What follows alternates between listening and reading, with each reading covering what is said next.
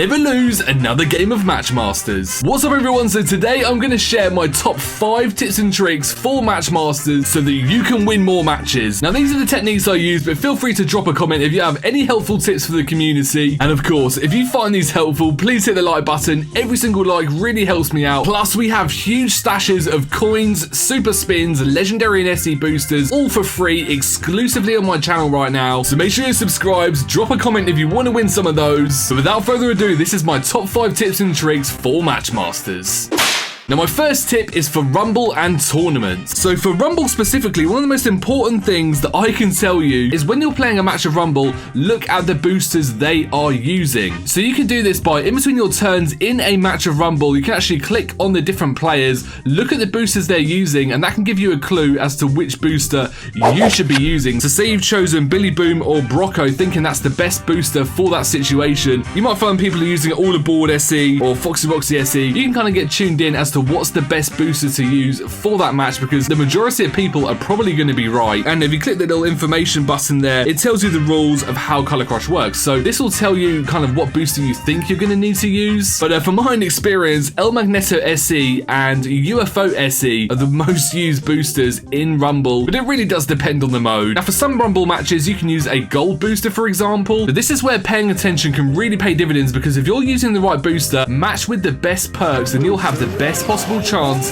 of taking the win and getting that loot. I'd also implore you to start small. This Rumble match here only has 6 players. You've only got to beat 5 other people. Now some of the Rumble matches actually have like 100 players or 125. That's a lot of players to beat. And even this Color Crush isn't too bad. You get an SE booster and 100 trophies. I also think Rumble and tournaments is some of the quickest ways to gain trophies as well. Like in Rumble, if you can gain 100 trophies just beating 5 other players, it's going to be a lot faster than playing standard matches, and maybe even more fun as well.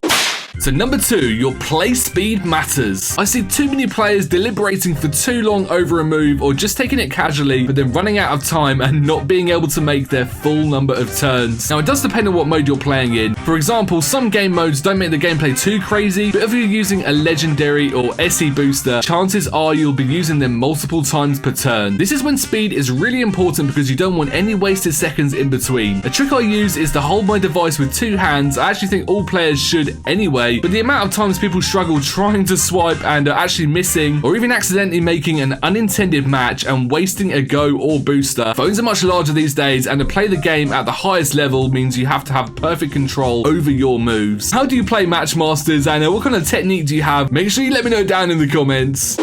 Okay, so number 3, play the situation. So one thing I often say is to save your perks. There's obviously quite a lot of perks in Matchmasters now, and depending on whether you're a lower level in the game or a higher level, you'll have more perks accessible. Now the perk is that outlier where it can really make the difference in a match, and if you can hold steady and actually save that perk for a later turn, it depends on how many turns you have. Like if you're in a 5-turn game, then saving it for the 5th turn, that can be that killer blow when they think they've got you cornered, and then you just use those 2 perks to just extend and keep yourself going. And this also ties into taking their pieces. Now in my last tips and tricks video, this is something that I mentioned, and it still holds true today, and this is especially prevalent if they have a better booster than you. So if you've got, say, a diamond booster and they're using a legendary, you do not want them to get that legendary booster. So you can do this by taking their red pieces, which is actually their blue pieces, off of the board. This will stop them being able to activate their booster as soon. So yeah, they got a better booster. That booster is enemy number 1. You can't let them have it. Obviously the odds will be stacked against you, but you'll at least have a chance. If you're using like a standard booster, you can be more risky with your strategy, safe in the knowledge that their booster's not really going to do much damage to you. But if they've got a better booster, you're going to want to do everything in your power to stop them from getting that booster activated. So number 4, learn from your mistakes. So you can even record your matches to actually look back on where you went wrong, and it's also worth learning from your opponents as well. Sometimes there's something to learn. If you get absolutely destroyed by someone and maybe they have the same booster as you, it's not always down to luck. There's often reasons that are behind that, and by kind of looking back at your own gameplay and seeing where you went wrong, you can actually make plans for the future to make sure you don't fall into those traps. Also, you'll often see the ugly truth about matches that you missed, for example, or just times when you should have used your booster at a certain moment or use the perk at a certain moment. That kind of knowledge is invaluable and will make you a better player. Also, by doing this, it will make you better when there's time pressure. So if you're playing Rumble or tournaments where you have to move fast, will pay off.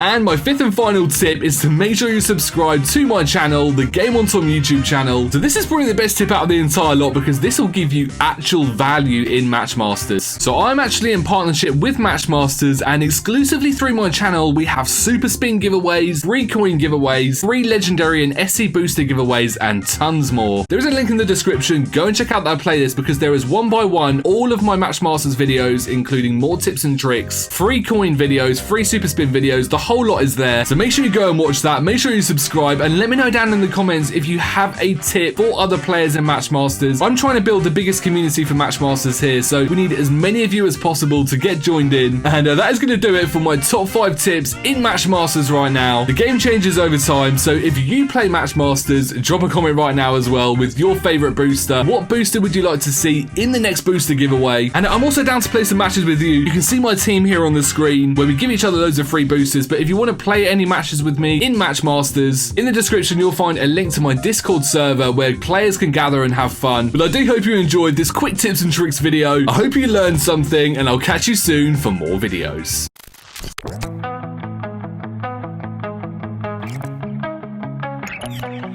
Entombed in my mind, can't seem to break away.